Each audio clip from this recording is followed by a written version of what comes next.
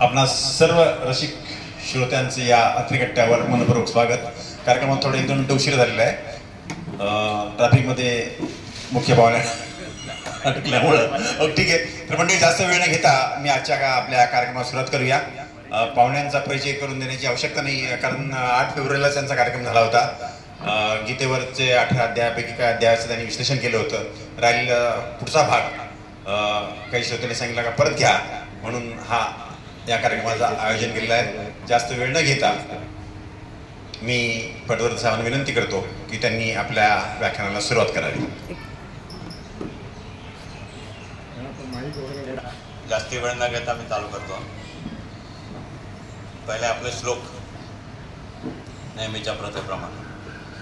ब्रह्मानंदम परमसुखदम केवलम ज्ञानमूर्तिम द्वंद्वातीतं गगनसदृशं तत्त्वमस्यादिलक्ष्यम् एकं नित्यं विमलमचलं सर्वधी साक्षिभूतं भावातीतं त्रिगुणरहितं सद्गुरुं तं नमामि. गुरुर्ब्रह्मा गुरुर्विष्णु गुरुर्देवो महेश्वर गुरुः साक्षात् परब्रह्म तस्मै श्री गुरवे नमः. प्रपन्न पारिजाताय स्तोत्रवेत्रैकपाणये ज्ञानमुद्राय कृष्णाय गीतामृतदुहे नमः. गीतामृतदुहे नमः. सर्वोपनिषदो गावो दोग्धा गोपालनंदनः पार्थो वत्सः सुधीर्भोक्ता दुग्धम गीतामृतम महत्. दुग्धम गीतामृतम महत्. आणि विनोबांच्या गीताईचं त्याने केलेलं वंदना. भक्ता ते प्रतिबोधिलीस समरी नारायणे श्रीवरे मुक्ते संग्रथिलीस मान्य मुनिने वेदांत विद्या करे.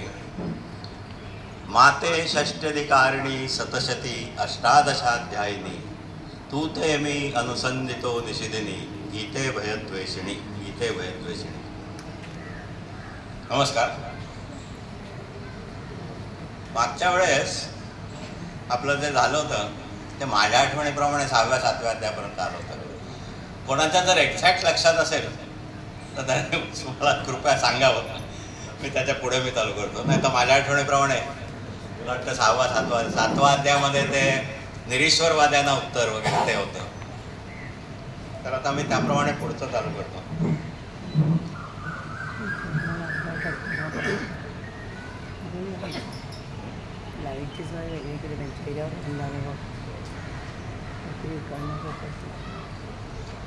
सहावा सातवा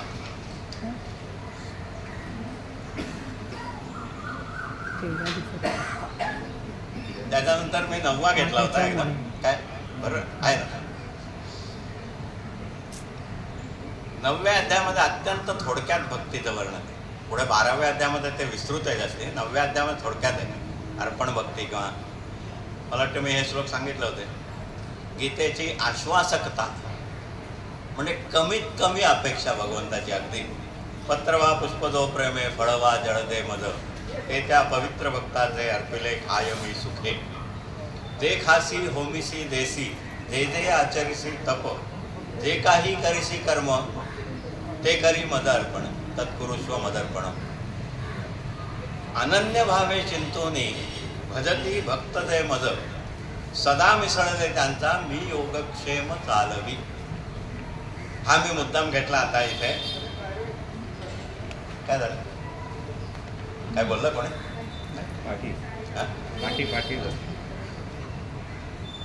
हा मुद्दाम घेतला. गीता प्रेस गोरखपूर अत्यंत या भगवद्गीतेच्या प्रांतातले अध्यात्माच्या प्रांतातली अत्यंत नावाजलेली संस्था आहे. त्यांचं कल्याण मासिक म्हणून असतं. फार जुनं मासिक आहे.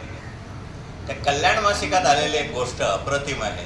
इथे जरा आपली रंजकता वाढवण्याच्या दृष्टीने आणि तो महत्त्वाचा पण आहे तसा. म्हणजे मी सदा मिसळले त्यांचा मी योगक्षेम चालवी.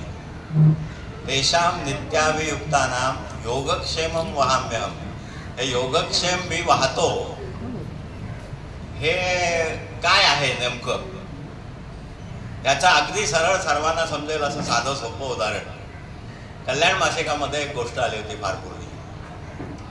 ती मी सांगतो इथे रंजकता वाढवण्याच्या दृष्टीने आणि विषय समजण्याच्या दृष्टीने की योगक्षम तो वाहतो म्हणजे काय करतो. तर अगदी आपल्याला समजेल असं आपल्याला योगक्षमचा टेक्निकल अर्थ वगैरे तो जाऊ दे बाजूला, आपल्याला तेवढ्या गहन याच्यात शिरायचं नाही. आपल्याला साध्या सामान्य माणसांना योगक्षम मी वाहतो म्हटल्यानंतर जे अभिप्रेत असतं तेच सांगणारी गोष्ट आहे. तत्वज्ञानाच्या दृष्टीने साधी असेल कदाचित की नाही दिस इज ओव्हर सिम्प्लिफिकेशन असा एखादा त्यातला तज्ज्ञ म्हणेल, पण ते राहू दे बाजूला, मी मुद्दाम सांगतो. तर ती गोष्ट अशी आहे अगदी थोडक्यात, एक अयाचित वृत्तीने राहणारे भिक्षुकी पेशाचे गृहस्थ असतात, भटजी म्हणा साध्या भाषेत. अयाचित म्हणजे कोणाकडे काम मागायला जायचं नाही, जे काय आपणून येईल ते करायचं.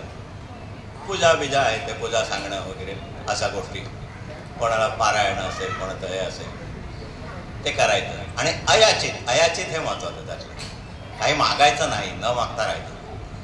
असे होते गृहस्थ. ते काय करायचे, भगवद्गीता, तिथे भगवद्गीतेचा डायरेक्ट संबंध आहे म्हणून मी सांगतो. भगवद्गीता 700 श्लोक 18 अध्याय. हा मनुष्य एका जवळच्या देवळामध्ये काय काम असलं तर ते आटपून वगैरे नंतर येतं, नसेल काम आणि अयाचित वृत्ती म्हटल्यानंतर बरेच वेळा काम नसायचंच एवढं झालं. म्हणजे फाके पडण्यासारखी अवस्था होती थोडक्यात म्हणजे, अत्यंत गरिबी. तर बाजूच्या एका देवळात जाऊन बसायचे आणि दिवसातून तीनदा त्या कथेत ते आलेलं आहे ते मी सांगतो. दिवसातून 3दा नियमाने, सकाळ दुपार संध्याकाळ 700 श्लोक जर आपण सलग वाचले तर साधारण 2-2.5 तास वगैरे लागत असतील. अशा हिशेबाने हा मनुष्य दररोज कुठलाही सीझन असो काही असो, उन्हाळा पावसाळा हिवाळा, देवळात जाऊन गीता वाचत बसायचं. चालला होता संसार, जीवन त्याचं चाललं होतं. अत्यंत दरिद्री अवस्था, अयाचित वृत्तीमुळे कुठे काम मागायला जायचं नाही, जे मिळेल ते घ्यायचं. तेवढं काम करून आलं की देवळात जाऊन गीता वाचत बसतो. दिवसातून 3दा 2-2 तास करून तो सगळा दिवस त्याच्या गीतेमध्ये जात होता. आता कुठं होता आपण, योगक्षेम घरी फाके पडण्यासारखी अवस्था, काही काम नाही नियमाचं, नुसतं मंदिरात जाऊन गीता वाचत बसता. बायको रोज बुणबुण करत असेल डोक्याची, काय आहे तुमचं, कुठं जाऊन काम परमनंट काम मिळवा काहीतरी. देवळात जाता तर देवळात तरी पुजारी म्हणा हे म्हणा काहीतरी नियमित उत्पन्न होईल असं काहीतरी बघा. संसार करायचा आहे, मुलं वाटत नाही तर गीतेवरती विश्वास. 700 श्लोक रोज वाचायचे गरजेचं, काय असेल ते असेल, खायला कधी असेल कधी नसेल अशी अवस्था, भयानक अवस्था आहे. तर शेवटी असं झालं की बायको अत्यंत वैतागली, चिडून त्याला वाटेल तसं बोलली वगैरे. त्याला फार वाईट वाटलं, तरी पण नियम चुकवायचा नाही, गेला गीतेची पोथी काढून वाचत बसला. आणि हा श्लोक आला, तेषाम नित्याभियुक्त अनन्यास चिंतयन्तो माम ये जना पर्युपासते तेषाम नित्याभियुक्तानां योगक्षेमं वहाम्यहम्. आता मी जे सांगणार आहे ना ते अत्यंत म्हणजे संवेदनशील आणि भावनाशील असतील त्यांना, मलाही ते सांगताना असं हे होत आहे, भरून येत आहे, तुम्ही बघितलं असेल. योगक्षेमं वहाम्यहम् हा श्लोक आला. त्याला जे काय वाटलं, जो सगळा विथविथाट मनात घराची परिस्थिती नाही, बायकोचं बोलणं आणि हे, त्याला जे काय वाटलं त्याने एक खिशातून लाल पेन्सिल का पेन काढली आणि ते योगक्षेमं वहाम्यहम् वरती रेग मार्क लाल बाजूला क्वेश्चन मार्क केला असेल कदाचित. त्याच्या मनात जे होतं ते तिथे त्यांनी प्रकट केलं. झालं, पुढे वाचले, गीता पूर्ण केली, आला घरी. घरी सगळं चित्रच पालटलेलं होतं.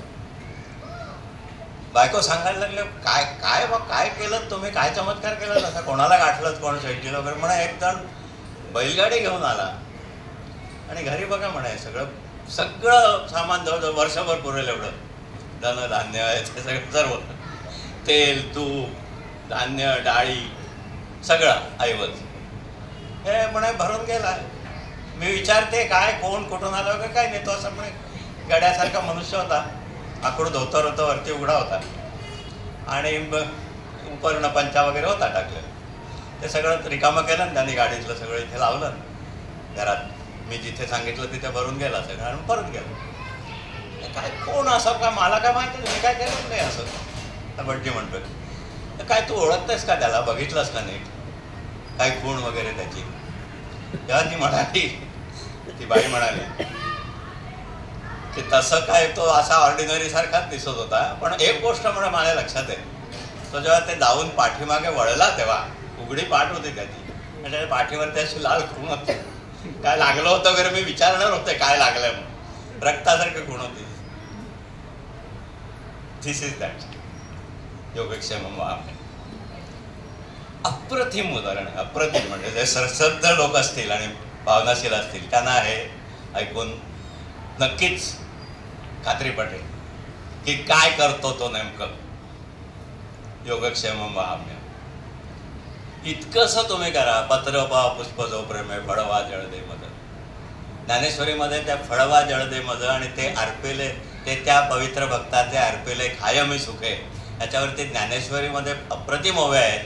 त्या अशा आहे की मी त्यांनी दिलेली फळं त्याची देठ किंवा सालं सुद्धा न काढता मी खातो. ही ज्ञानेश्वरांची त्याच्यामध्ये भर. असं तर योगक्षेम महात्म्यम याचा साधा सरळ अर्थ असा आहे की त्याची जबाबदारी मी घेतो. त्याची जबाबदारी मी घेतो. ते काय आवश्यक असेल, गरीब होता, घरी खायला नव्हतं, दिलं. जे लागेल ज्या ज्या परिस्थितीत जे आवश्यक असेल ते, तो उगाच तिथं नोटांची म्हणलं नाही आणून ठेवणार. पण तुमचा योगक्षेम वाढण्यासाठी, तुम्हाला चरितार्थ आणण्यासाठी जे काय आवश्यक आहे त्यांनी बघितलं. हा मनुष्य अयाचित वृत्ती हे मोठं व्रत आहे. अयाचित, कोणाकडे काही न मागणं. बेलसरांच्या याच्यामध्ये बरीच उदाहरणं अशी ते द्यायचे. नाशिकचे एक भटजी होते, त्यांचंही ते सांगायचे. सिकंदराबादचे एक त्यांचे भटजी बापू म्हणून होते, तेही असेच होते. तर भटजी बापूंची तर असंख्य उदाहरणं बेलसरांनी सांगितलेली आहेत अशा छोट्या छोट्या गोष्टीतून. त्यांचा एक कुठला तरी एक वार होता, मला वाटतं गुरुवार का शुक्रवार वगैरे असं असेल.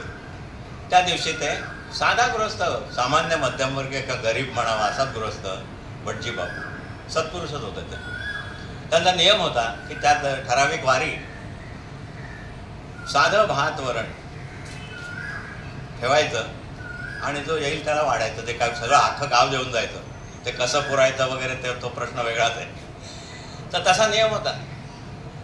एक गुरुवार असा आला की असंच घरी खडखडाट, काही नाही. ती सून म्हणाली की अहो बापू आता काय करायचं आपण, काय म्हणजे अन्नदानाचं जे हे असतं, लोक येणार वाढायला, त्यांना काहीच नाही आहे, खडखडाट आहे सगळं. हा गृहस्थ आहे पठ्ठ्या, हा म्हणाला, पठ्ठ्या म्हणतो मी, माफ करा, भटजी बापू, ते म्हणाले तू आधण लाव, पातेलं ठेव, पाणी घाल आणि आधण लाव चुलीवरती.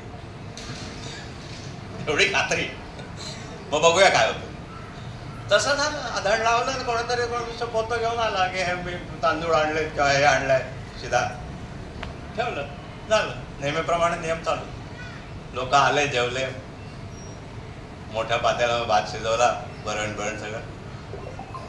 तो नियम चुकवायचा नाही. रिकामं भांड असताना पाणी ओतून आधण ठेवायला सांगतो हा मनुष्य. योगक्षेम महात्म्यम वरती एवढा विश्वास आहे की तो आहे, तो माझा नियम मोडू देणार नाही. असं त्यांच्या बऱ्याच गोष्टी आहेत. कधी तसं हे येईल तसं सांगेल. तर हा झाला 9वा योगक्षेम महात्म्यम. तुम्ही गीतेवरती विश्वास ठेवलात तर काय होतं त्याची ही उदाहरण आहे. आता हे चमत्कार म्हणा, कोणाचा विश्वास बसेल नाही बसेल, असेल कोणीतरी गावातला श्रीमंत मनुष्य, त्याला यांची दया आली आणि नेमकं त्याच दिवशी त्याने आणून दिलं, असं योगायोगाच्याच गोष्टी मानायच्या असतील तर असो, काय त्याला काय उत्तर नाही. पण त्याच्या पाठीवरची ती लाल रेख ती तर राहतेच, ती राहतेच शिल्लक. त्याचं काय उत्तर देणार तुम्ही? वळ मारल्यासारखा किंवा असे रक्त आल्यासारखं पाठीवरती तिला दिसलं. त्या भटजीला मग काय वाटलं असेल की अरे बापरे, मी हे ओळ आखली तिथे आणि शंका व्यक्त केली मनात त्याच्याबद्दल. कुठे बोलला नाही, काय नाही, पण वाईट वाटलं. रेग ओरडली. ती रेग पाठीवरती वागून तो मनुष्य तिथे येऊन देऊन गेला. आता विभूती योग 10वा अध्याय.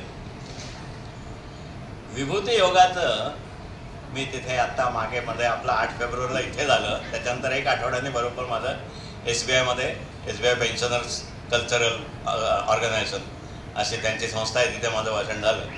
तिथे मी या विभूती योगाबद्दल बोलताना इथे कॉर्पोरेट सेक्टरमध्ये नोकऱ्या केलेले वगैरे लोक असतील, रिझर्व्ह बँक आहे, LIC आहे, बँक आहेत, त्यांना कल्पना असेल, मी आता उल्लेख केला तेव्हा त्या SBIच्या भाषणामध्ये, क्वालिटी सर्कल म्हणून मागे मोठी फॅड निघालं होतं बघा, फॅडच होतं ते, म्हणजे क्वालिटी सर्कल. प्रत्येक ठिकाणी क्वालिटी सर्कल असायचं. त्या क्वालिटी सर्कलच्या मीटिंग्स आणि आपण जे काय आपण कार्य करतोय, सेवा देतोय, ती अधिकाधिक उत्तम कशी करता येईल, गुणवत्ता कशी वाढवता येईल. कायझेन म्हणून एक प्रकार आहे जपान्यांचा.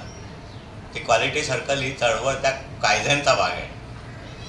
आता नाही मला वाटतं एवढं, पण त्यांचं ते जपानी लोकांची गुणवत्ता टिकवणं, प्रॉडक्टमधली गुणवत्ता टिकवण्याची जी अट्टहास आहे, continuous. Kaizen means continuous improvement, अखंड अनुस्यूत क्वालिटी वाढवण्याचा प्रयत्न. तर मी तिथे बोलताना असं सांगितलं, हे मी कुठेही वाचलेलं नाही, हे माझंच चिंतन आहे, ते चूक बरोबर तुम्ही ठरवा. माझी 100% खात्री आहे की मी बोलतो ते बरोबर आहे, म्हणून की हे कायझेन आहे. एन्शंट इंडियन फिलॉसॉफीमधलं हे कायझेन आहे, विभूती योग म्हणजे. तो विभूती योग तुम्ही बघा. मी पर्वतांमध्ये हिमालय आहे, नदी गंगा नद्यातमी, मत्स्यांतमी असे नक्र, मुनींमध्ये कपिल मुनी, सिद्धानाम कपिलो मुनी, यादवांमध्ये मी श्रीकृष्ण आहे, पांडवांमध्ये धनंजय म्हणजे अर्जुन आहे स्वतः, वगैरे वगैरे ते वर्णन आहेत सगळे.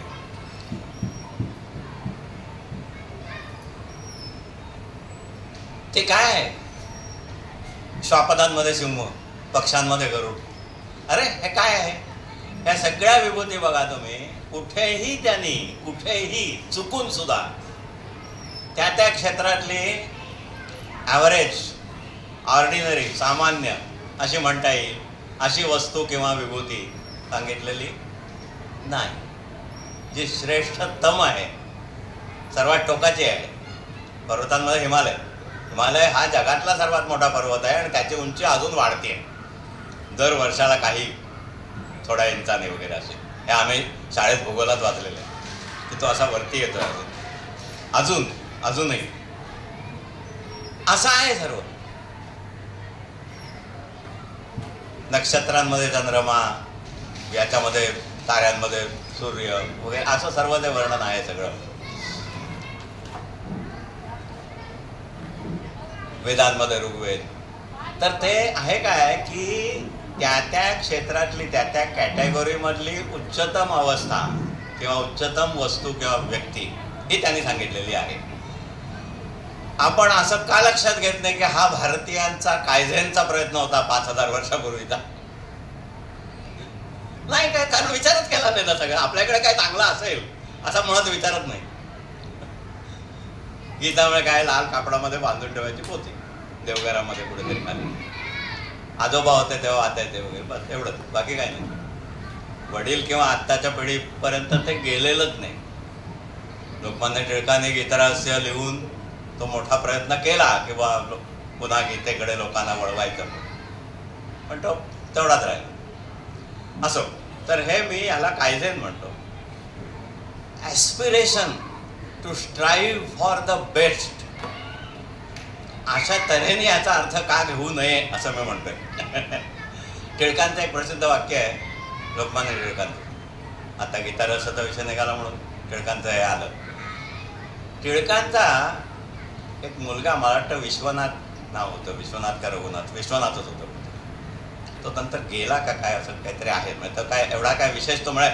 आता लोकमान्य टिळक, सावरकर, ते ही जी व्यक्ती आहेत, ह्या ज्या व्यक्तिरेखा आहेत, त्यांच्या पुढच्या पिढीमध्ये ते काय तेवढ्या तोलामोला ते वगैरे असेल ते होऊ शकत नाहीतच. ते उघडच आहे. तो होता, साधाच होता काहीतरी. त्याला सेटल करण्याचा वगैरे बराच प्रयत्न केला त्याने. तर त्या विश्वनाथच्या बाबतीत टिळकांनी काढलेले उद्गार आहेत, फार प्रसिद्ध वाक्य आहे ते, आणि त्याचा कुठेही जातीभेद म्हणा किंवा गुणकर्म विभागशा चातुर्वर्ण वगैरे याच्या संदर्भात नेहमी त्या वाक्याचा उल्लेख मी पण करतो, इतरही लोक करत असतील. ते म्हणाले, विश्वनाथ आपल्या मुलाबद्दल बोलतायत, स्वतः लोकमान्य टिळक, की जे स्वतः जगातले थोर विद्वान मानले जायचे वगैरे, कर्तृत्व अफाटत होते. तर त्यांनी विश्वनाथला उद्देशून म्हटलेलं आहे, तू जोडे शिवलेस तरी मला चालतील. तू जोडे शिवलेस, जोडे पुणेरी भाषा, तरी मला चालेल, पण टिळकांकडे मिळणारे जोडे, विश्वनाथने शिवलेले जोडे, पुण्यात काय अख्ख्या महाराष्ट्रात तसा जोडा मिळणार नाही असं पाहिजे, तर मला चालेल. दिस इज विभूत, हा विभूती योग आहे. तुम्ही जे काय कराल, मी तिकडे पण आहे सांगितलं याच्यामध्ये बँकेमध्ये, everybody need not be the top one. हे अंडरस्टूड आहे, माहिती आहे, आपण सामान्य माणसं होतो. तुम्ही बँकेतले क्लार्क असाल, ह्या बँकेमध्ये आत्ता ह्या शाखेमध्ये जो काय 5, 25, 30चा स्टाफ असेल, 50 असतील, हल्ली स्टाफ कमीच असतो प्रत्येक ठिकाणी, तो भाग वेगळा, पण पूर्वी असायचं 30, 40, 50. मिडियम साईज ब्रँच, मोठी ब्रँच असली तर बराच स्टाफ असेल. या बँकेतला सर्वात इफिशियंट क्लार्क मी आहे, हे तुम्ही ध्येय का ठेवू नये? क्लार्क, काउंटरवरचा क्लार्क, पण जो कस्टमरना बेस्ट सर्व्हिस देतो, आपलं काम चोख करतो, आपली लेजर्स बॅलन्स होतात. पूर्वी मॅन्युअल बॅलन्सिंग होतं, त्या जमान्यातला मी बोलतोय. आता ते सगळं ऑटोमॅटिक आहे, बॅलन्स करायला लागत नाही, लेजर आपोआप बॅलन्स होतं. पण तुमच्याच क्षेत्रातले, मी म्हणतो क्लार्कही सोडून द्या, पिऊन, हल्ली पिऊन दिसतच नाहीत बहुतेक, हल्ली 4th कॅटेगरी त्यांनी बंदच करून टाकली. पण पिऊन असलो तर मी बेस्ट मोस्ट इफिशियंट पिऊन आहे, हे तुम्ही करू शकता. ते विभूती योग शिकवतो तुम्हाला. त्यांनी का विभूती अशा सांगितल्या, शेवटच्या श्लोकामध्ये आहे ते, लक्ष्मीवंत जी वस्तू, विभूतीयुक्त जी वस्तू लक्ष्मीवंत उदात्त वा, माझ्याची करणातून निघाली जाणती असे. तुला जगात जे जे काही लक्ष्मीवंत, विभूतीयुक्त, दिव्य गुणांनी युक्त असं जे दिसतं, जे श्रेष्ठतम, अत्युत्तम असं जे दिसतं, ते माझ्यापासून निघालेलं आहे असं तो सांगतोय. Is this not an hint to you? एक ही छुपी हिंट आहे की तुम्ही उत्तमातलं उत्तम होण्याचा प्रयत्न करा. मला वाटतं अशा तऱ्हेने याचा अर्थ लावण्याचा प्रयत्नच झालेला नाही. असं तर हे हा विभूती योग आहे.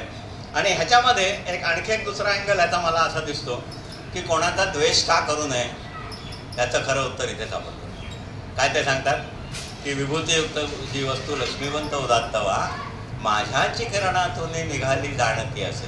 कुठे तुम्हाला असं उत्तमातलं उत्तम, वैभव, अत्यंत तेजस्वी, दिव्य असे काहीतरी दिसत असेल, तिथे तुम्ही द्वेष करू नका. का? कारण भगवंत स्वतः सांगतो की ते जे दिसतंय ना, ते एवढं उत्तम का दिसतंय, तर ते माझ्यातून निघालेलं आहे, मी दिलेलं आहे.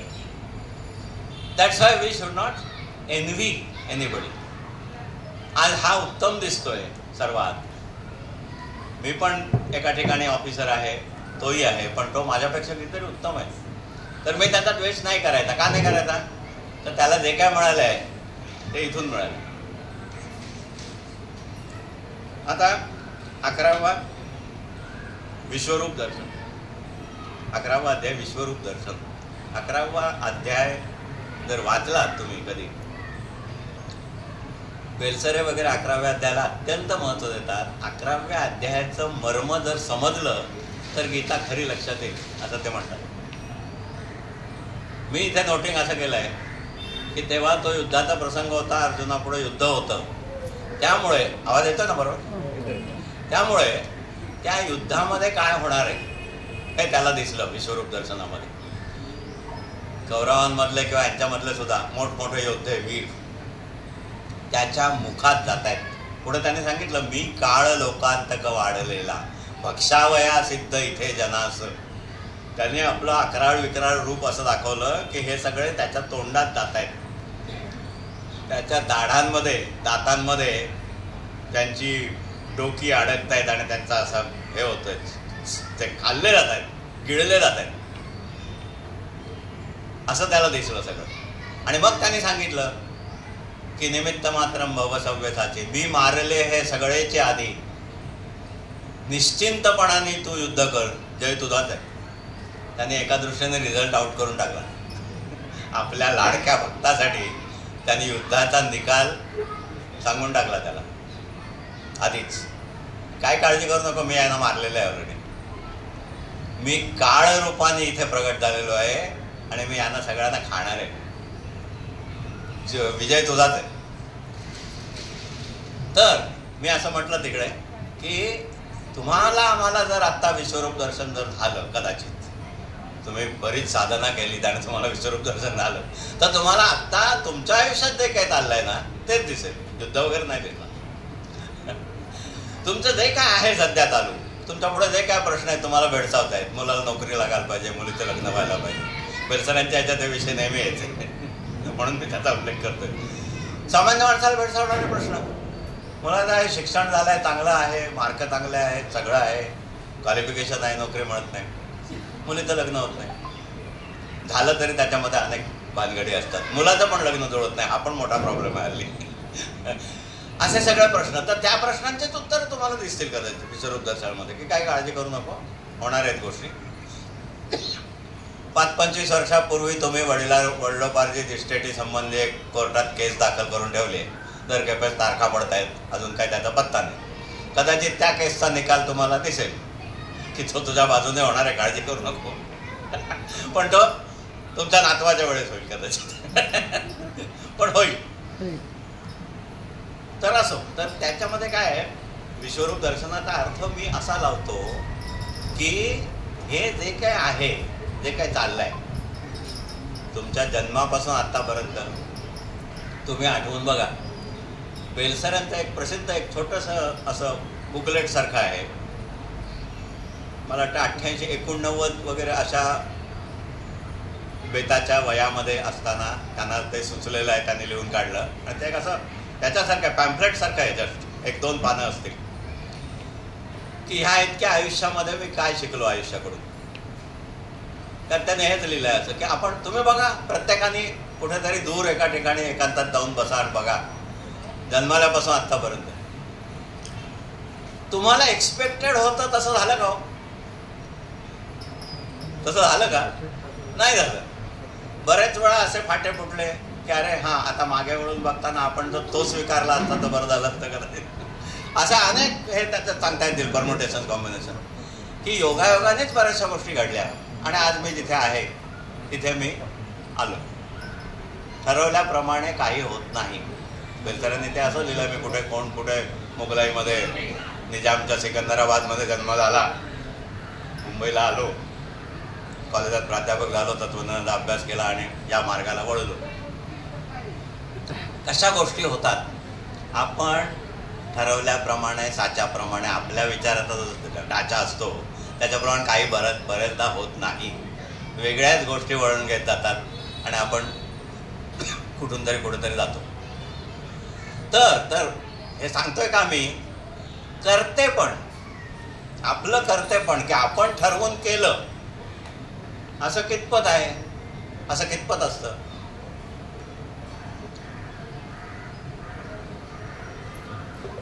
तर फारच कमी असतं. ते विश्वरूप दर्शनाचं मर्म आहे. विश्वरूप दर्शनामध्ये तो अर्जुनाला हे सगळं जे चाललंय ना, ते काय चाललंय हे सांगतोय. असं असं आहे बाबा, हे बघ, त्याच्यामध्ये तू उगाच मी यांना मारणार, अरे कसला तू मारणार, तू कोण मारणारा, मी मारलेलं आहे त्यांना, मी मारलेलंच आहे बघ तू. आता तू फक्त निमित्त मात्र भव सव्यसाची, निमित्त मात्र तू हो, निमित्त हो केवळ सव्यसाची, असं गीताईमध्ये त्याचं वाचन आहे. एनिवे, त्यामुळे 11व्या अध्यायातला विश्वरूप दर्शनाचा जर अर्थ आपण समजून घेतला तर आपल्याला गीता बरीचशी कळली असं म्हणता येईल, असं त्या विषयातले दिग्गज म्हणतात. त्याच्यापुढे 12व्या अध्यायामध्ये भक्त लक्षण, 12व्या अध्यायामध्ये त्याने आधी 8 ते 12 मध्ये, 8 ते 12 हे जे श्लोक आहेत मनबुद्धी समर्पणी वगैरे. आता या दलाल दिसत नाही, दलालबाईने एक त्याच्या संबंधी शंका विचारली होती मला आणि मी त्याचं उत्तर नंतर त्यांना परत फोन करून दिलं होतं.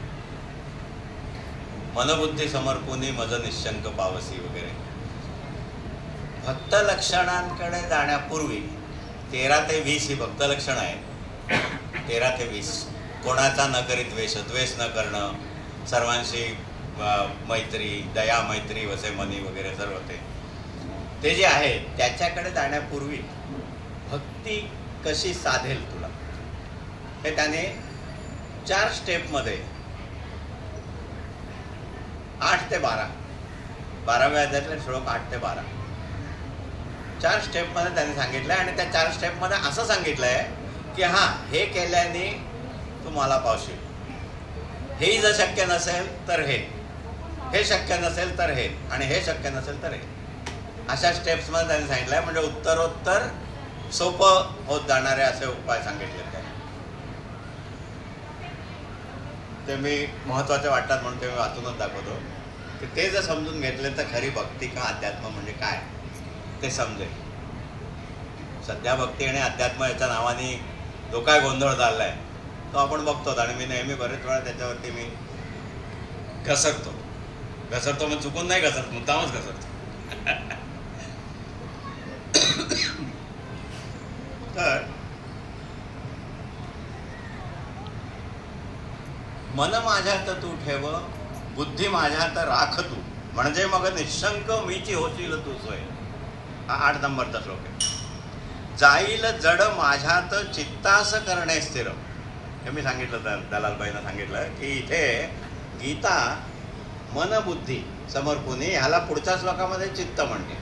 म्हणजे गीतेच्या दृष्टीने मन अधिक बुद्धी म्हणजे चित्त. त्या विचार होत होता की चित्त कसं नाही याच्यात, तर म्हटलं चित्त आहे त्याच्यामध्ये. मन आणि बुद्धी हेच चित्त आहे. योगश चित्तवृत्ती निरोध हा पतंजल योग सांगतो तुम्हाला. चित्तवृत्तींचा निरोध हा योग आहे.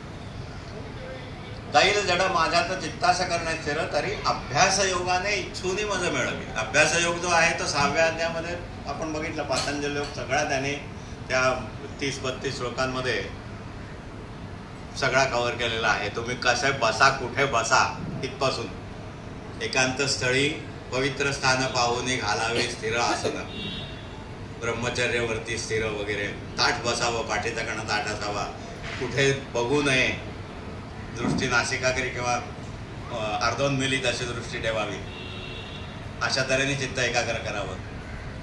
आत्म्यात मन रोवूनी काही चिंतू नये स्वय, हे गीता सांगते.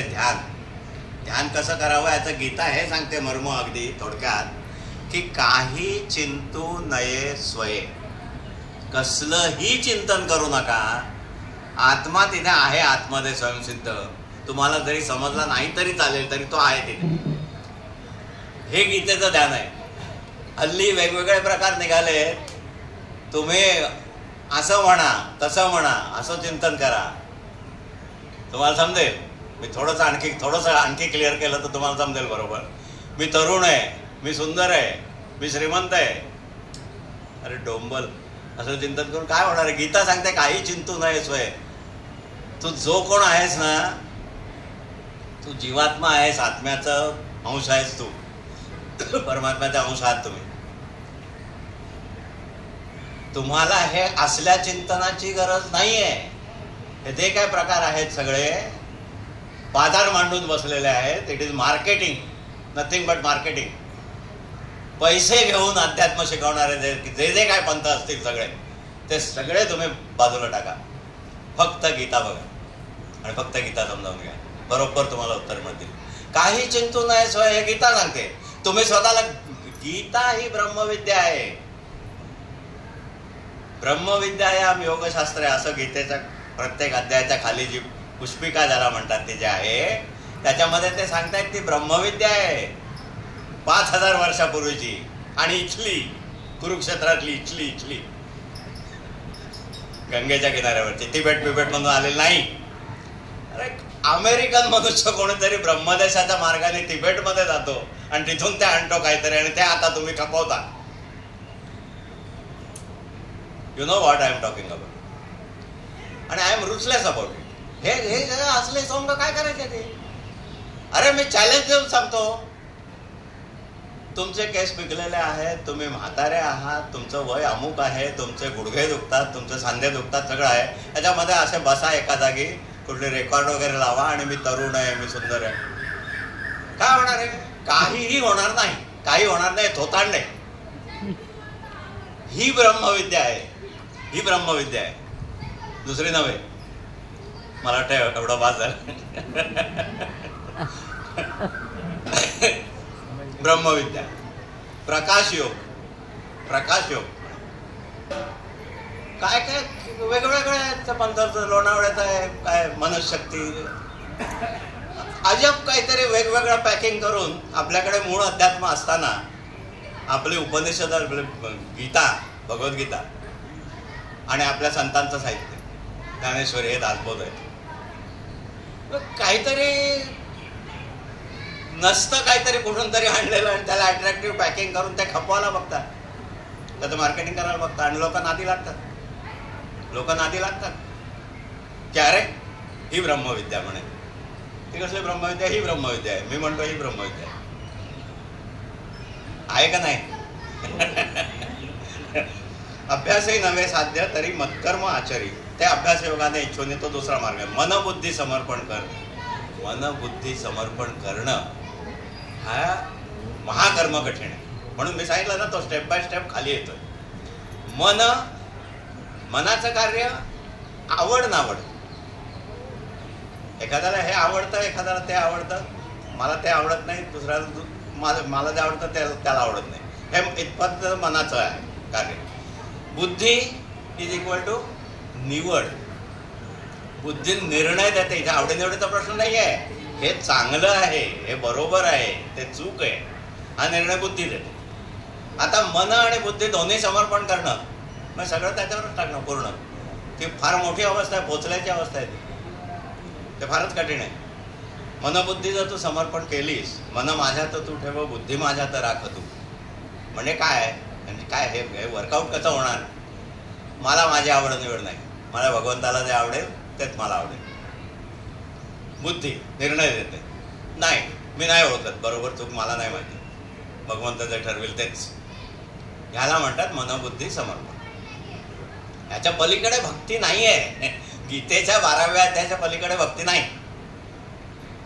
भक्ती सगळी जी काय आहे तुम्हाला समजावून घ्यायची असेल ती 12व्या अध्यायात आहे. हे जड जात असेल तर तू अभ्यास योगाने, गीतेच्या 6व्या अध्यायात जो अभ्यास योग सांगितलाय त्याने इच्छूनी मज मिळवी, तो इच्छेचा मार्ग आहे. आपली इच्छा इतकी वाढवणं, एकाग्रचित्त सारखा त्याचाच ध्यास. आणि ते आपण सांगितलं, आपण ते बघितलं, मोजूनी करतो त्याचं. निजणे जागणे खाणे फिरणे आणि कार्यही मोजूनी करतो त्याचं. योग हा दुःख नाचन, तो योग झाला. राजयोग किंवा हठयोग. अभ्यासही नव्हे साध्य तरी मत्कर्म आचरी. मिळेल तुझं ती सिद्धी, मत्कर्मही करू नये. मत्कर्म म्हणजे ईश्वरासाठी केलेलं कर्म. मी योगक्षेमम वहाम्यमचं उदाहरण देताना त्याच्या बड्डीचं उदाहरण दिलं. तो काय करत होता? देवळात जाऊन गीता वाचत बसत होता. ते मत्कर्म, ईश्वराचं कर्म. मदर्थ कर्म किंवा ईश्वरार्पण बुद्धीने कर्म. गीता कशाला वाचत होता तो? देवासाठी. त्याला काही बाकी त्याला प्रश्न विचारले असते, त्याचा इंटरव्ह्यू घेतला असता तर त्याला उत्तरं नीट देता आलीच असती. माझ्या देवाला हे आवडेल म्हणून मी करतो, एवढंच. बाकी काही अपेक्षा नाही. न घडे हे असे कर्म योग माझ्यात साधूनी तरी सर्वची कर्मांचे प्रयत्न फळ सोडतो. हा सर्वात सोपा मार्ग, शेवटचा 4था मार्ग त्याने हा सांगितला की तुला काही जमत नसेल तरी सर्वची कर्मांचे प्रयत्न फळ सोड. तू फळ सोड, प्रयत्न करायचा फक्त. फळ द्यायचं की नाही ते तो ठरव. प्रयत्ने लाभते ज्ञान पुढे तन्मयता घडे. मग पूर्ण फलत्याग शीघ्र जो शांती देत असे. पूर्ण फलत्याग तुला साधला की तुला शांती मिळेल. आपण ते दुसऱ्या अध्यायातलं मी सांगितलं मागच्या वेळेस, ब्रह्मनिर्वाण, शांती. मला शांती कशी मिळेल ते मला वाटतं मी माझ्या लेक्चरमध्ये शेवटी सांगितलं. तो जयपूरमधला प्रसंग वगैरे आहे ना, सांगितलं होता. तर हे असे त्याने 4 टप्पे सांगितले आणि मग भक्ताची लक्षणं सांगितली. आणि मी मला वाटतं मागच्या वेळेस इथे का तिकडे माहिती नाही, हे सांगितलं की हे 12व्या अध्यायातली 13 ते 20 हे फक्त लक्षणं ही जर तुम्ही लक्षात ठेवली तर तुम्ही एक फायदा तर तुम्हाला नक्की होईल की आयुष्यात कुठल्याही बंधू भावाच्या नादी तुम्ही लागणार नाही. आणि हा फार मोठा फायदा आहे. तुम्ही वाचाल त्याच्यापासून, वाचाल तर वाचाल, गीता वाचाल तर तुम्ही बंधुगिरीपासून वाचाल. कारण त्याच्यामध्ये अशी लक्षणं आहेत, अनपेक्षा, अपेक्षाच न करणं, कुठल्याही गोष्टीची अपेक्षा न करणं, अशी बरीच त्याच्यामध्ये लक्षणं आहेत सगळे. अध्याय 13व्या अध्यायामध्ये ज्ञानलक्षणं आहेत. आणि ते ज्ञानलक्षणं जी आहेत ना ती ते सद्गुण आहेत सगळे. तुम्ही ज्ञानलक्षणं बघा 13व्या अध्यायामध्ये श्लोक 7 ते 11 ज्ञानलक्षणं म्हणून आहेत. मला वाटतं काहीतरी ती 30-35 अशी काहीतरी आहेत. तर ती जर बघितली सगळी तर ते सगळे त्या शब्दांवरूनच तुम्हाला समजतं की ते सद्गुण आहे. आता याच्यात गंमत अशी, आपल्या बाजूला ठेवा तुम्ही आपली भगवद्गीता, आपलं परमात्म्यांचं तत्वज्ञान, सगळं भारतीय तत्वज्ञान, अध्यात्म सगळं बाजूला ठेवा. युरोपियनांची, पाश्चात्यांची ग्रीक फिलॉसॉफी, ग्रीक हे त्याच्यातलं सर्वात एन्शंट फिलॉसॉफीच्या दृष्टीने, ग्रीक तत्वज्ञानांमधला आद्य, आपले जसे शंकराचार्य किंवा व्यास तशा तोडीचा मनुष्य म्हणजे सॉक्रेटिस. नो दाय सेल्फ हे त्याचं प्रसिद्ध वचन आहे. नो दाय सेल्फ, तुम्ही आत्मज्ञान करून घ्या, स्वतःची ओळख करा, म्हणजे आपल्या भाषेत आत्मज्ञान करून घ्या. तर सॉक्रेटिस म्हणतो की नॉलेज इज व्हर्च्यू. एवढा म्हणजे स्ट्रायकिंग गोष्ट आहे. तो म्हणतो पाश्चात आपलं सगळं बाजूला ठेवून तिकडे बघायचं झालं ते तिकडे बघा. आणि सॉक्रेटिस काय म्हणतो ते बघा. सॉक्रेटिस म्हणतो की नॉलेज इज व्हर्च्यू. गीतेमध्ये ज्ञानलक्षणांमध्ये सगळे सद्गुणच सांगितलेले आहेत. ज्ञानलक्षण म्हणजे तसा काहीतरी विचित्र असं लक्षण असं काही नाही, सद्गुण आहेत सगळे. तर हे कसं काय, ह्याचा अर्थ जगामध्ये ते अंतिम सत्य म्हणून जे असतं ते कुठेही सारखंच असतं. ह्याचा अर्थ आहे पौर्वात्य आणि पाश्चात्य तत्वना असो, आमची गीता ज्ञानलक्षणांमध्ये सद्गुण सांगते. आणि त्यांचा अध्वर्यू जो आहे ग्रीक तत्वज्ञानाचा, सॉक्रेटिस, मूळ सॉक्रेटिस, अरिस्टॉटल, प्लेटो अशी ती चेन आहे. मला वाटतं प्लेटोमध्ये अरिस्टॉटल नंतर. तर तो सांगतो की नॉलेज इज व्हर्च्यू आणि नो दाय सेल्फ वगैरे, स्वतःची ओळख करून घ्यावी वगैरे, हे त्याचं. सॉक्रेटिसचा उल्लेख मी का करतोय, तर सॉक्रेटिस ही अशी व्यक्ती आहे ज्याला तत्कालीन जो धर्म होता, जो काय पंथ होता तेव्हा, त्यांच्या विरुद्ध हा काहीतरी प्रचार करतो, लोकांना वेगळंच काहीतरी सांगतो वगैरे म्हणून, म्हणजे पाखंडी असं ठरवून त्याला एक जालिम विष असतं, कुठलं त्याचं नाव आहे काहीतरी, ते कपभर विष त्याला पिण्याची शिक्षा झाली. आधी तुरुंगात टाकला आणि त्याला ते विष तू प्यायचं अशी शिक्षा झाली. आणि अट फक्त एवढीच होती की तू फक्त असं म्हण काय, सॉरी, थोडक्यात मग सॉरी, मी जे लोकांना सांगत बसलो वगैरे ते सगळं चुकीचं होतं, तुम्ही तुमचा धर्म आहे तो बरोबर आहे, मी जे हे केलं प्रचार केला तो चुकीचा होता, ते पाखंड होतं, मी माझं सगळं मागे घेतो, मी यापुढे काही तसं करणार नाही. एवढं म्हटलं असतं तर तो सुटला असता तुरुंगातून, नव्हे तर मृत्यूदंडापासून सुद्धा. त्यांनी तसं केलं नाही. तो आपल्या मतावर ठाम राहिला आणि त्यांनी ते विष पाहिलं, कब्बर विष त्यांनी पाहिलं. ते विष असं होतं, त्याचा परिणाम अशा तऱ्हेचा होता की पायापासून तळपायापासून, कल्पना करा, कल्पना मी मुद्दाम वर्णन करून सांगतो, वेताड्यांकडून ऐकलेलं आहे, पायापासून वरती वरती त्याचा परिणाम चढत जातो. पायापासून कमरेपर्यंत भाग दगडासारखा झाला. आता ते उरलं अर्धा कप झाला, अर्धा कप प्यायला की मी संपूर्ण शरीर दगड होणार आणि तो मारणार, एवढं ते भयानक विष होतं. तर हा पठ्ठ्या, पुन्हा मी पठ्ठ्या म्हणतो, त्याने त्या अर्धा कप तो पित होता, एक एक घोट घेत होता. तुरुंगामध्ये तो असताना त्याला भेटायला लोक येत होते, त्याचे शिष्य. त्यांना तो तेच सांगत होता जो आयुष्यभर सांगत होता. आणि तो अर्धा कप पिऊन कमरेपर्यंत भाग काळा निळा पडून दगडासारखा झाल्यावरती आपला मृत्यू समोर प्रत्यक्ष दिसत असून सुद्धा तो तेच सांगत राहिला आणि मेट. त्यासाठी मी सॉक्रेटिसचं नाव घेतोय. मुद्दाम कुठेतरी पाश्चात्याचं नाव घ्यायचं म्हणून घेत नाहीये. ही अशी व्यक्ती होती की नाही, मी सॉरी म्हटलं, मी चुकीचं बोललो वगैरे, मला माफ करा म्हणून त्याला सुट्टा आला असतं. नाही केलं त्याने. अरे बापरे, हे म्हणजे हे जे पौर्वात्यांचं जे आहे ना, त्याच्याशी मिळतं जुळतं येतं. आणि म्हणूनच असं होतं की तो म्हणतो नॉलेज इज व्हर्च्यू. आमची भगवद्गीता सुद्धा ज्ञानलक्षणांमध्ये सद्गुणच सांगते. आपण बघूया, तुम्हाला थोडक्यात समजेल. ती ज्ञानलक्षणं जर मी वाचली तर तुम्हाला समजेल काय आहे ते. हे बघा, 7 ते 11. नम्रता, दंभ, शून्यत्व, अहिंसा, रुजुता, क्षमा, पावित्र्य, गुरु शुश्रूषा, स्थिरता, आत्मसंयम, निरहंकारता, चित्ती, विषयांत विरक्तता, जन्म मृत्यू जरा रोग, दुःख दोष विचारणा. जन्म मृत्यू जरा रोग, दुःख दोष विचारणा. हा संबंध शब्द, हा एक शब्द आहे जोडलेला. ह्याला गीता ज्ञानलक्षण म्हणते. आपण आधुनिक समाज, सुशिक्षित लोक त्याचा विचार करणं हे काहीतरी निगेटिव्ह समजतो वगैरे, असं तसं नाही आहे ते. गीता म्हणते की याचा विचार करा. बुद्धाने याचाच विचार केला, जन्म मृत्यू जरा व्याधी मृत्यू याचाच विचार केला आणि तो सत्य शोधायला गेला तिकडे. त्याला ज्ञान झालं, त्याने वेगळा मार्ग सांगितला, तो भाग वेगळा. पण हे तत्वज्ञानच आहे.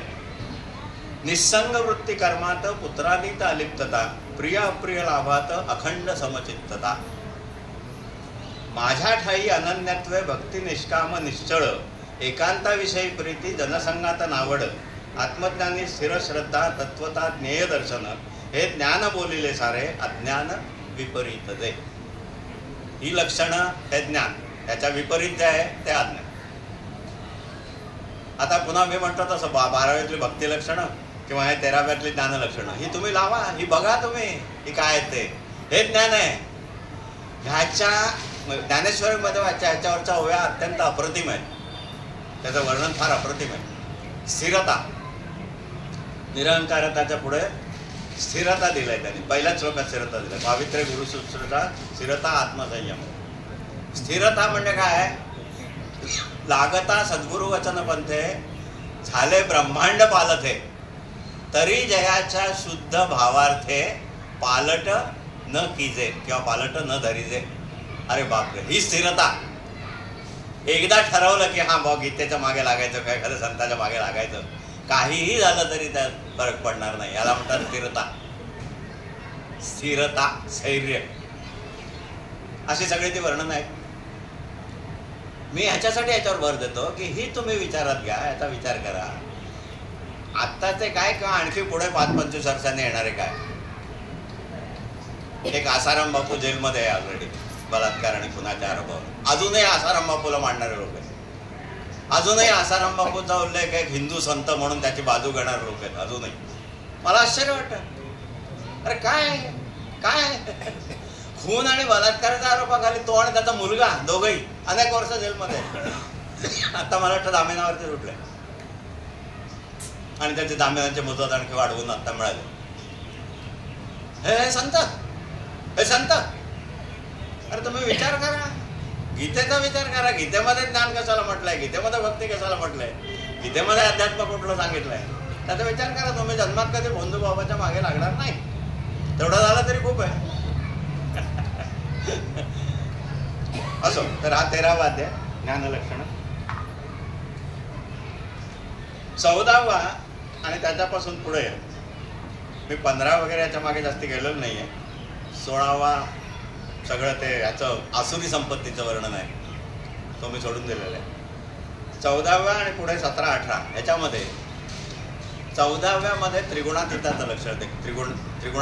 त्रिगुणांच्या पलीकडे जाणं म्हणजे काय त्याचं वर्णन आहे सगळं. आणि 17 आणि 18 याच्यावरती आपण जसं मागे बघितलं तसं माझे तिकडे विरंगुळा केंद्रामध्ये भाषण 18व्या अध्यायावर 17व्या आणि 18व्यावर जे झालं होतं त्याच्यात मी ते सांगितलं होतं काय थोडक्यात की आहार यज्ञ तप दान आणि नंतर 18व्यामध्ये त्याग ज्ञान कर्म करता बुद्धी आणि सुख त्या ज्या सगळ्या गोष्टी आहेत या किती 8-9 गोष्टी झाल्या त्याला गुणिले 3 या सगळ्या गोष्टी गीता असं सांगते की सात्विक राजस किंवा तामस अशा असतात.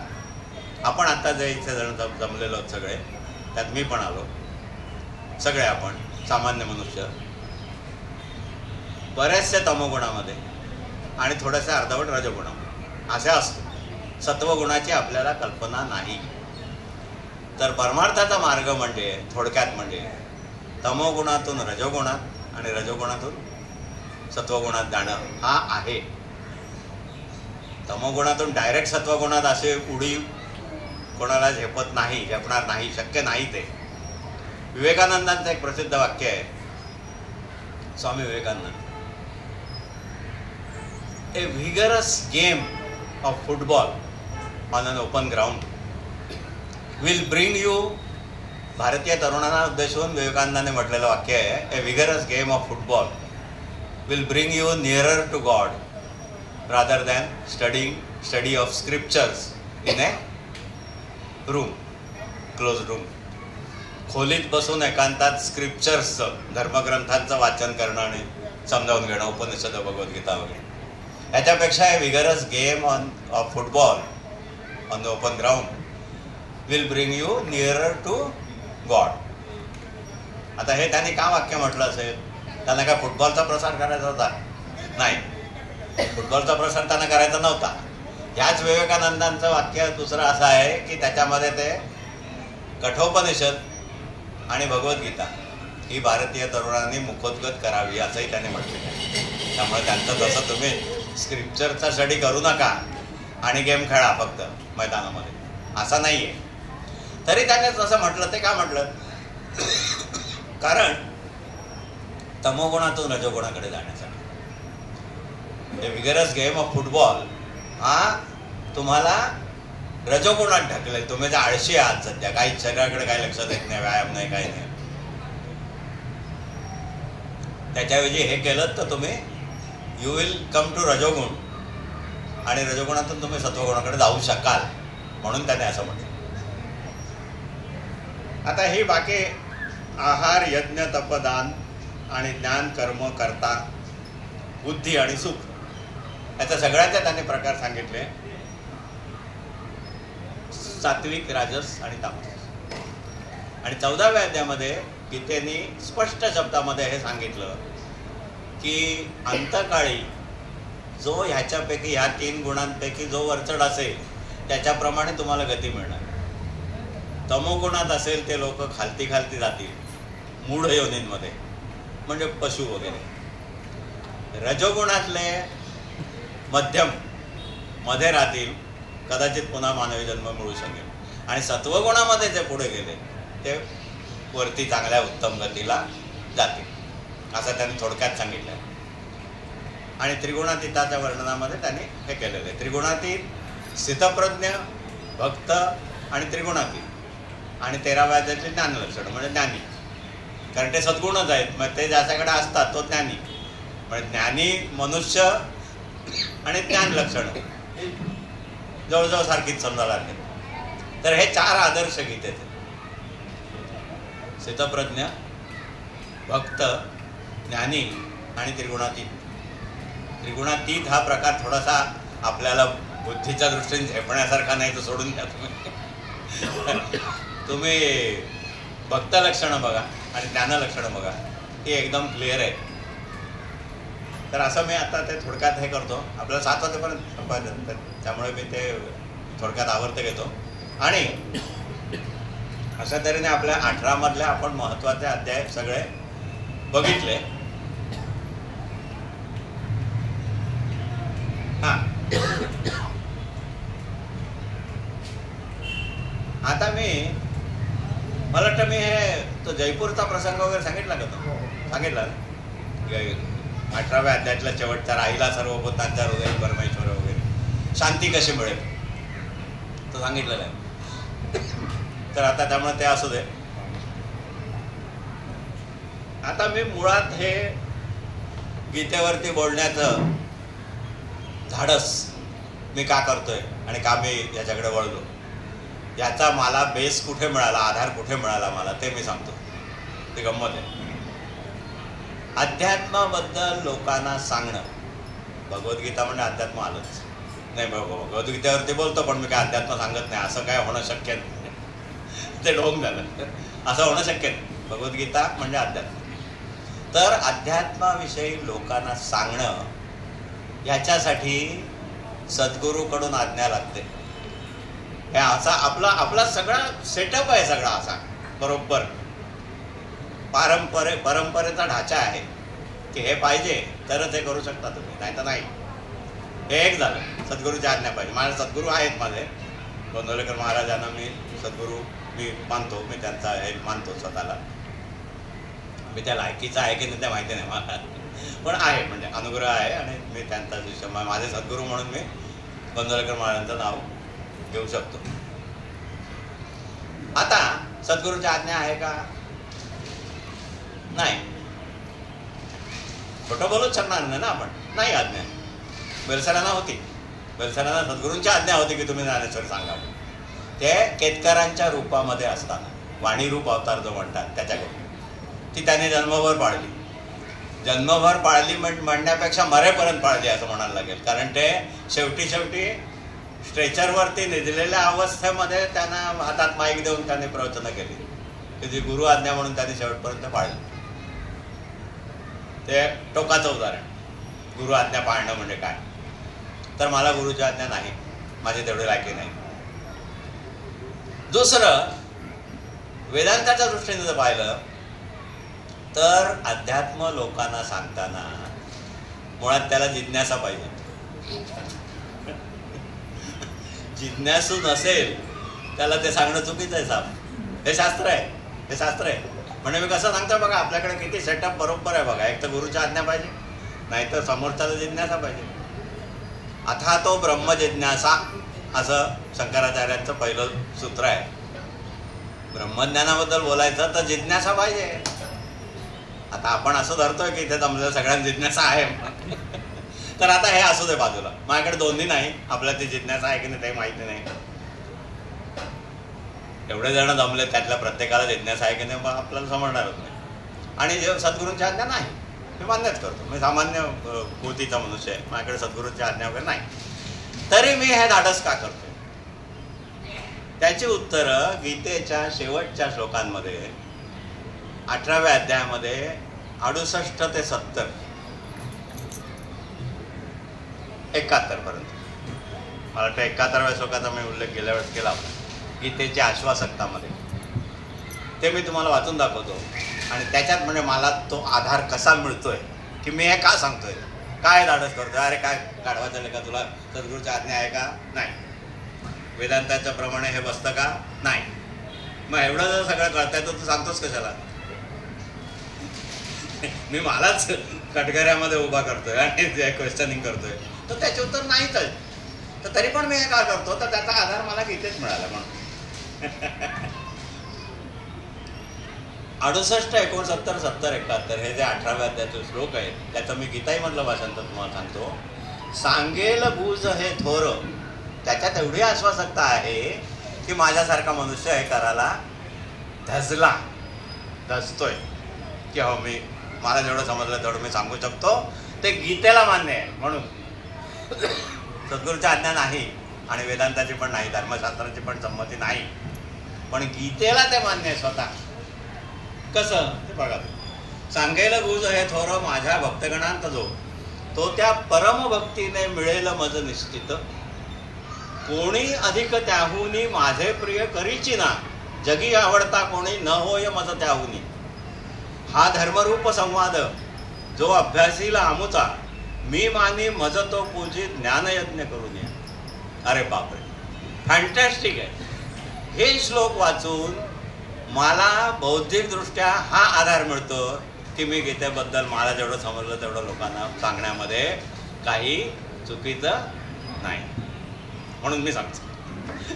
आता शेवटचा श्लोक जो आहे त्याच्यामध्ये कमालीची आश्वासकता गीतेची जी आहे ती दिसते.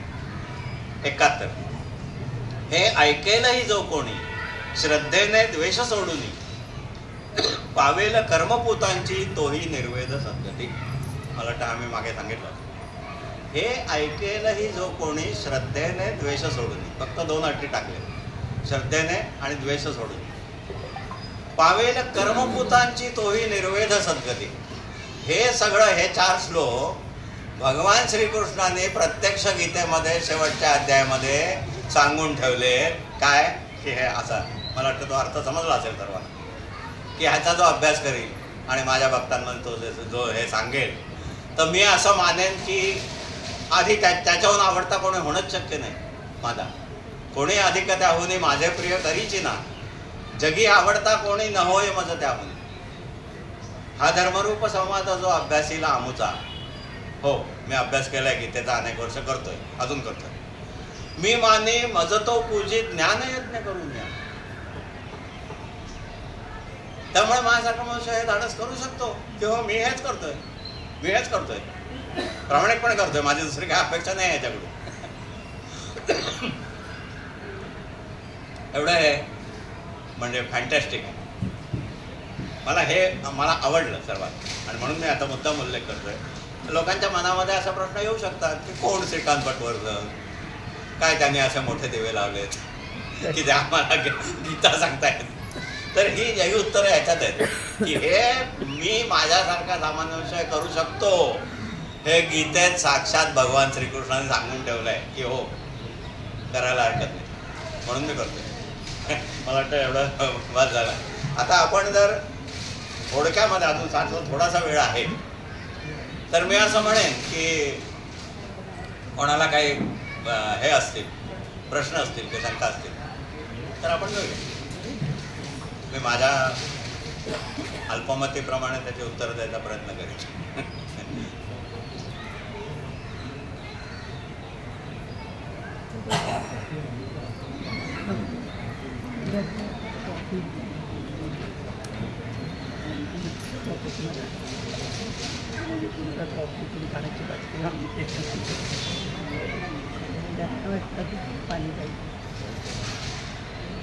अध्यायामध्ये मला वाटतं आपण तो एक मुद्दा सोडला की 8व्या अध्यायामध्ये शेवटी अंतकाळी जो जो आठवणी भाव शेवटी देह सोडितो, मिळे त्याची भावास सदा त्यातची रंगला, असा एक श्लोक आहे.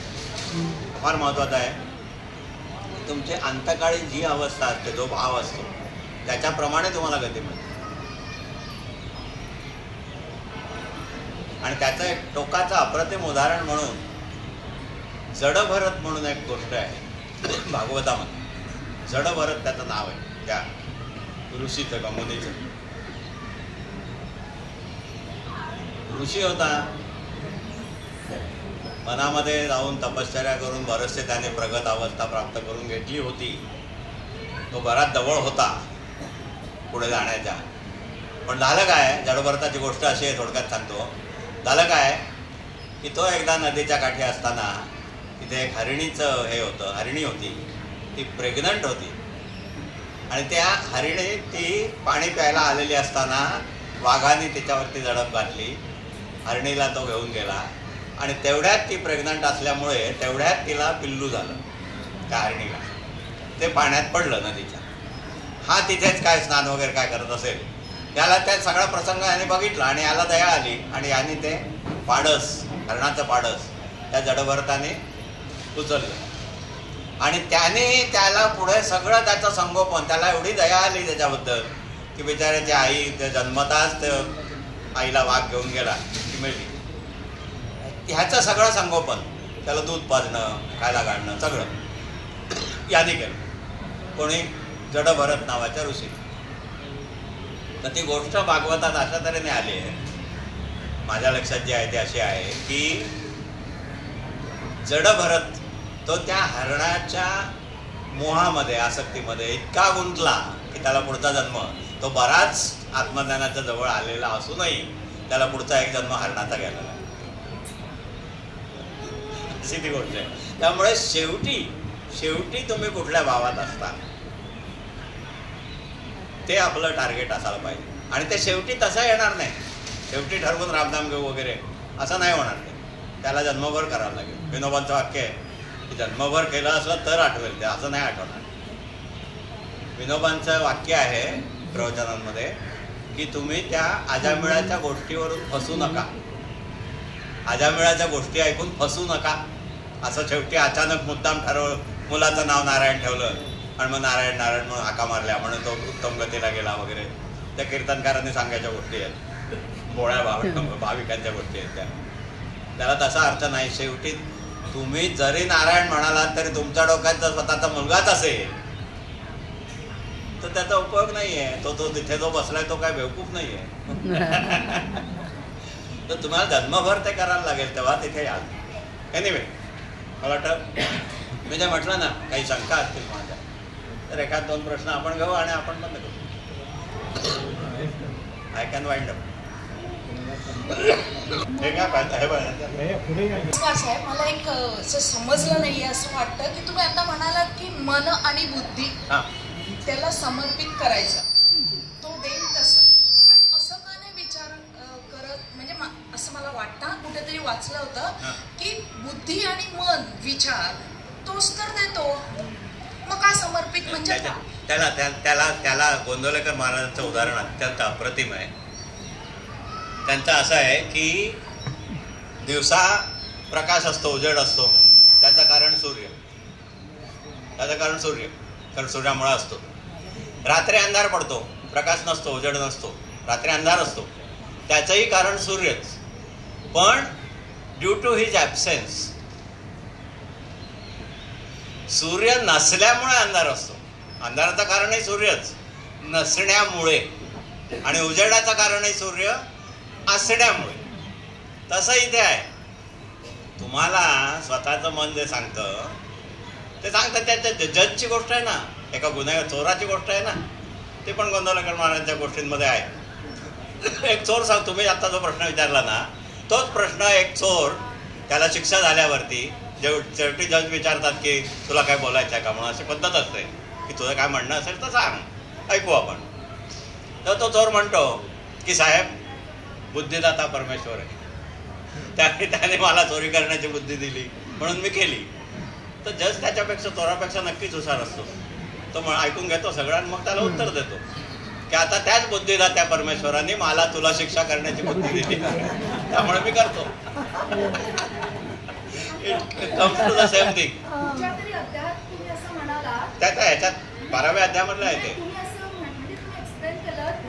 सौंदर्य आहे त्याची जेलसी नको त्याच्यात मी ते विभूती योग. पण तुझं वाचलंय की सौंदर्य आणि विकृतता म्हणजे विकृतता असं म्हणजे कुरूपता आहे तर तिथे मीच आहे. दोन्ही ठिकाणी मीच आहे. तर शेवटचा श्लोक आहे ना विभूती योगातला मी जो सांगितला विभूतीयुक्त जी वस्तू लक्ष्मीवंत उदात्त वा माझ्याची करणातून निघाली जाणती असे. त्याच्या पुढचा शेवटचा 42वा श्लोक आहे की अथवा काय हे फार जाणूनी करशील तू एकांशे विश्व हे सारे व्यापुनी उरलोच. सगळा तोच आहे. पण मी त्याला तसं टर्म का दिली क्वालिटी सर्कल किंवा हे कायसेन वगैरे की तुम्ही प्रयत्न त्याच्याकडे जाण्याचा करा. मी जसा काय आहे तो भगवंताचाच आहे असं म्हणून स्वस्थ बसायचं असेल तर बसा. ती पण फार चांगली अवस्था आहे. पण जर तसा प्रयत्न केला तर त्याला जास्त आवडेल. जसं लोकमान्य टिळक म्हणाले की तू जोडे शिवले तरी चालेल पण तो जोडा उत्तम पाहिजे. विश्वनाथने शिवलेला जोडा जसा मिळतो तसा पुण्यात कुठेही मिळत नाही. असं जर झालं तर मला तू जोडे शिवले तरी चालेल.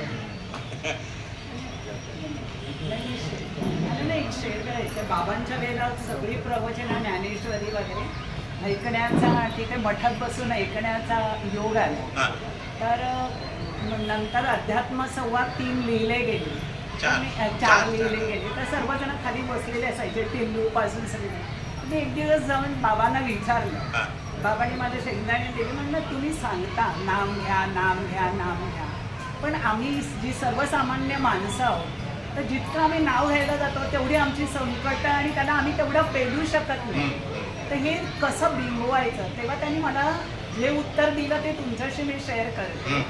ते म्हणाले तुम्ही जेव्हा आलात ना माझ्याकडे, ती अशी पाटी घेऊन आले की तिकडे ऑलरेडी लिहिलेलं आहे.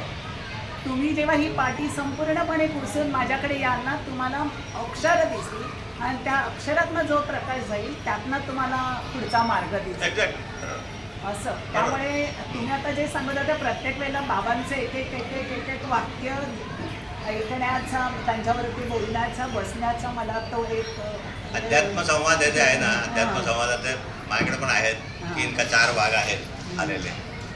नाही मी म्हणजे ते लिहित होते त्याच्याबद्दल ते अध्यात्मसंवाद एका म्हणजे माझ्या परिचयातल्या एका चांगल्या थोर विद्वान गृहस्थांची अशी रिएक्शन मला मिळाली ऐकायला. अध्यात्मसंवाद त्यांना मला वाटतं आम्ही माझ्या वडिलांनी त्यांना दिले, 4 भाग घेऊन दिले. त्याच्यानंतर माझे वडील जेव्हा त्यांच्याकडे गेले तेव्हा त्यांची अशी रिएक्शन मिळाली की आमचं माझ्या वडिलांचं नाव आत्माराम, नंतर रामू म्हणा, रामू तू हे जे दिलंयस ना, मी आता असं करतो की प्रत्येक वेळी मला काय वाचावंसं वाटलं तर हे काढतो आणि कुठलंही पान उघडून वाचतो. त्याच्यामध्ये सगळं आहे जवळजवळ, असं इतकं ते अप्रतिम आहे. तुम्ही हे जे तुम्ही म्हटलं ना शंका, तर माझा ॲक्च्युली आपण आता 7ला बंद करायचं अशाने मी आपण आवर्त घेतलं, पण ॲक्च्युली शेवटी मी ज्येष्ठांपुढचा प्रश्न सध्याचे वगैरे असा थोडासा भाग घेतला होता आणि त्याच्यात हेच आहे. तुम्ही म्हणालात तसं, बाबा म्हणाले तसं की आपलं काय होतं की आपण आत्ता जे जसं धरतोय ना, मी विश्वरूप दर्शनाच्या ह्याच्यात सांगितलं की तुम्ही आत्तापर्यंतच्या जन्मापासून आत्तापर्यंत याच्याकडे बघा, तुम्हाला काय दिसतं ते. तुम्ही ठरवल्याप्रमाणे काहीच झालेलं नसतं, सगळं वेगळं वेगळंच होत गेलेलं असतं. तसं आत्ता जे प्रश्न आपल्यापुढे आहेत आणि ते जशा तऱ्हेने सोडवले जाणं आपल्याला अभिप्रेत आहे, त्याच्यातून पलीकडे आपण जाऊच शकत नाही, अशी आपली अवस्था आहे. We R trap. कृष्णमूर्तींच्या भाषेत ते त्याला कंडिशन्ड माइंड वगैरे असे शब्द वापरतात, ते बऱ्याच जणांच्या डोक्यावरून जातात. We R conditioned. मी आता हा असा आहे, माझ्या पुढे असे प्रश्न आहेत, हा सुटला की तो आहे, तो सुटला की तो आहे, असं एक 8-10 आहेत असं धरलं तर 10वा सुटेपर्यंत पुन्हा पहिल्या वाल्याने डोकं वर काढलेलं असतं, अशी ती परिस्थिती आहे. तर अशा तऱ्हेने मी आत्ताच घरी बोलताना एक आमचा उल्लेख झाला, पु ल देशपांड्यांचं व्यक्ती आणि वल्लीमधलं चौकोनी कुटुंब. ज्यांना आठवत असेल त्यांना बरोबर ते तुम्हाला मला वाटतं आठवलं.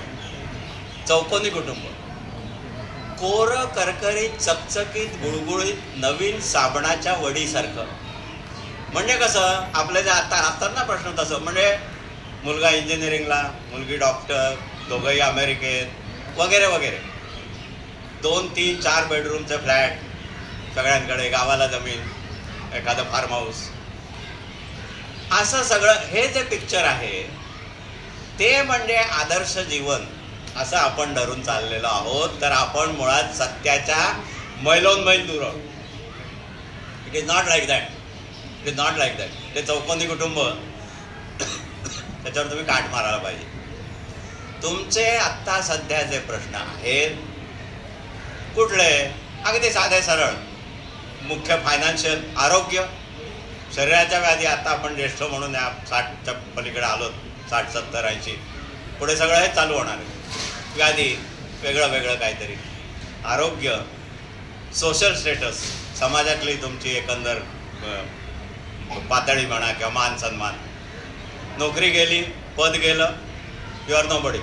आज तुम्हाला कोणी ओळखत नाही तशा अर्थाने किंवा हे कोण बाबा, अमुक अमुक, त्याचं काहीतरी पद आहे, काय अधिकार आहेत, सत्ता आहे, ते गेलं.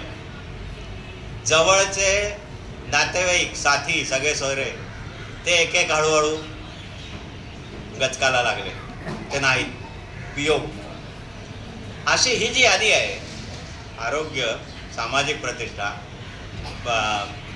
कौटुंबिक नातेसंबंध वगैरे, आणि फायनान्शियल, मुख्य फायनान्शियल परिस्थिती. शेवटी सगळे प्रश्न बॉईल डाऊन टू फायनान्स, पैसा, त्याच्याशी निगडीत असल्यामुळे अति पैसा असल्यामुळे सुद्धा प्रॉब्लेम, नसल्यामुळे तर नक्कीच प्रॉब्लेम.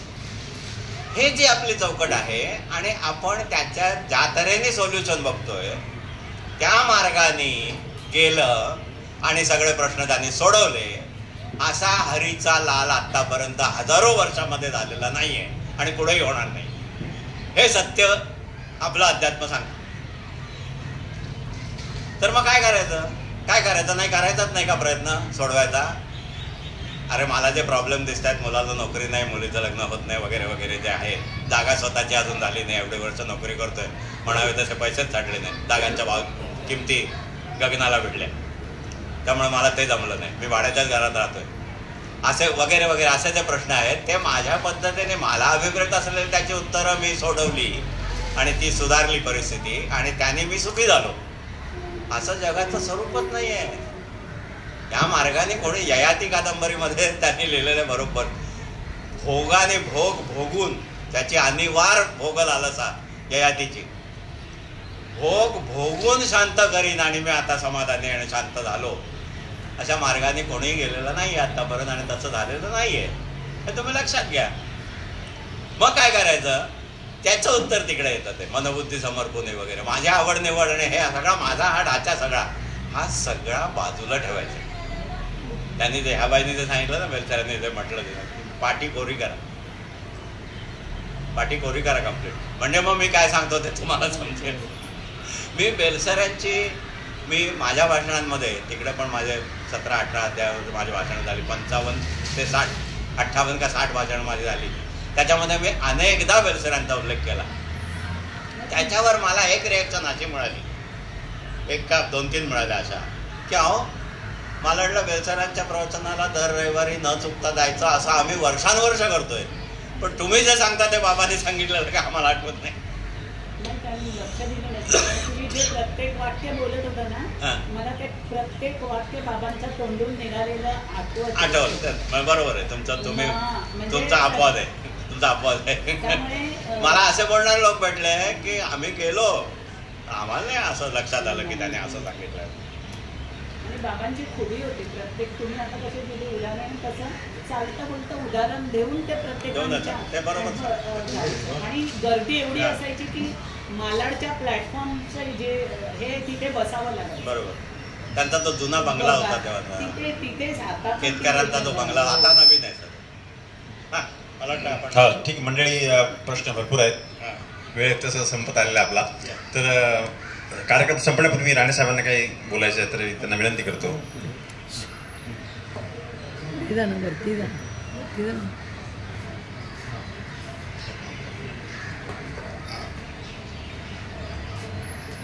पटवर्धनांचा हा दुसरा प्रवचन आपण ऐकतोय आणि जसा तुम्ही प्रश्न विचारलात त्याने सर्व बाजूला ठेवून परमेश्वरात त्यांना सांगतोय तू हे कर. गीता सांगायला मी कॉम्पिटंट आहे की नाही त्याने स्वतःलाच विचारला, नंतर त्याचं उत्तर स्वतः त्यांना गीतेतच मिळालं. हा त्याला मिळालं वगैरे. पण त्यांच्यासाठी आम्ही मानधन वगैरे ते घेतही नाही, त्याच्याकडे आलेलं नाही. पण आपल्या अनिला फडणवीसांच्या एका मित्राने डिवाइन वर्सेस अभंग गाथा, हे तुकारामाचे अभंग इंग्लिशमध्ये त्याचं भाषांतर आहे. ते एक पुस्तक मी आपल्या आचार्यात्रे कट्ट्यातर्फे त्यांना भेट म्हणून देतोय. साधी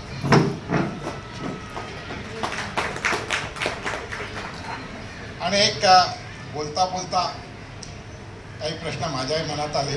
ते म्हणाले की गीतेमध्ये जॅपनीजचं काय कायझेन ना, कायझेन सतत तुम्ही करत राहा, करता करता तुम्ही त्याच्यात कशी इम्प्रूव्हमेंट होईल, strive to do it better असं त्याने ते सांगितलं. Continuous improve. हां, आणि ते लोकमान्य टिळकांचं त्याने उदाहरण दिलं. आपल्या मुलाला विश्वनाथला सांगितलं तुला काहीच जमत नाही तर तू जोडे बनव, ते असे बनव की पुण्यामध्ये असा जोडा कुठेही मिळणार नाही, इतका सुंदर बनव.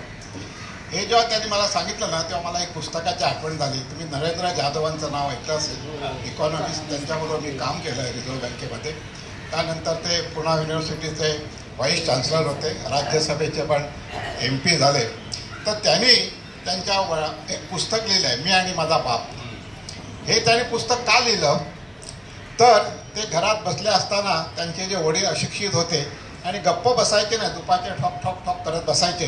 त्या घरातल्या बायका म्हणायच्या आता काय. मग त्यांना सुचलं की त्याने भावांना सांगितलं तुम्ही असं करा, हे पेन घ्या, तुम्हाला जे काय येतं ते तुम्ही ह्याच्यात लिहित बसा. आणि त्याने लिहिलं आणि त्यांनी जे लिहिलं त्या पुस्तकाचं नाव दिलं मी आणि माझा बाप. पण त्याच्यामध्ये एक गोष्ट आहे की त्यांनी लोकमान्य टिळकांची जी सांगितली ती गोष्ट. त्यांनी सांगितले मुलाला तू काही पण चोर बन, पण उत्तमातला उत्तम चोर बन, गुंड बन, पण असा गुंड बन की दुसरा गुंड तुझ्यासारखा होणार नाही. जे काय करायचं ते कायदे. त्याचे मला एक आठवण झाली, पुस्तक तुम्हाला मिळालं तर जरूर वाचा. दुसरं त्याने सॉक्रेटिसचं उदाहरण दिलं. सॉक्रेटिस विष, आणि सॉक्रेटिसने कुठेही काही लिहिलेलं नाही माझ्या माहितीप्रमाणे.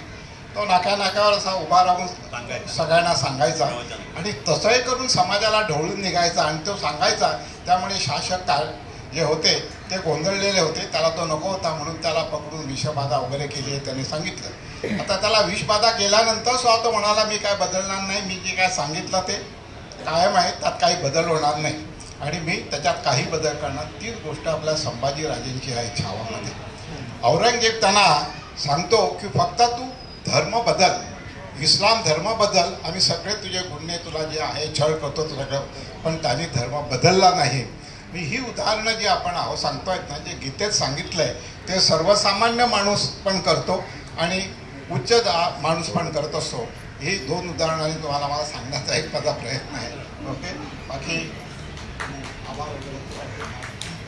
धन्यवाद राणे साहेब. अगदी पटवर्धन साहेबांच्या पॅरलच आम्ही चांगले उदाहरण दिलेत. मंडळी, आधुनिक युगात भगवद्गीतेचे महत्त्व हा दुसरा पार्ट आपण ऐकला. गीताईचे 18 अध्याय 700 ओव्या 2 भागात संपूर्ण तसं कठीण आहे, परंतु पटवर्धन साहेबांनी आपल्या शैलीत आपल्या सर्वांना सांगण्याचा अतिशय खुबीने प्रयत्न केला. आपल्या हृदयापर्यंत ते भाग पोचला असेल, त्याचं महत्त्व समजलं असेल. तर पटवर्धन साहेब आपलीच आहेत.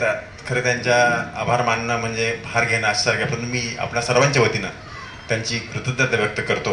अतिशय चांगल्या शब्दात त्यांनी सांगितलं. मंडळी, हा योग आपल्याला आला. राणेसाहेब सारखे सांगायचे पटवर्धन साहेबांचं व्याख्यान ठेवा. त्याला अनुसरून पटवर्धन साहेबांनी पण आमची विनंती मान्य केली आणि कुठलाही न संकोच न बाळगता या व्याख्यानाला उपस्थित राहिले. अतिशय सुंदर चांगल्या शब्दात गीताई पटवून देण्याचा प्रयत्न केला. वेळ कमी आहे. 2 प्रवचनामध्ये किंवा 2 व्याख्यानामध्ये 700 ओव्या सांगणं फारसं कठीण आहे, परंतु या शैलीमध्ये अभ्यासपूर्ण माहिती त्यांनी आम्हाला दिली. याबद्दल पटवर्धन साहेबांच्या आमच्या आत्रगट्ट्याच्या वतीनं मी मनपूर्वक आभार मानतो. आपणही इतक्या प्रचंड संख्येने उपस्थित राहिलात, या ज्ञानाचा लाभ घेतलात. आपले सर्वांचे मनपूर्वक आभार. हे संपूर्ण कार्यक्रम यशस्वी करण्यासाठी जी यंत्रणा लागते, जी यंत्रणा काम करते, किंवा आमचा राजू सुद्धा चहाची कॉफी वेळेवर आणण्याचा प्रयत्न करतो, आपणा सर्वांचे मनपूर्वक आभार मानतो आणि हा कार्यक्रम संपला असं जाहीर करतो.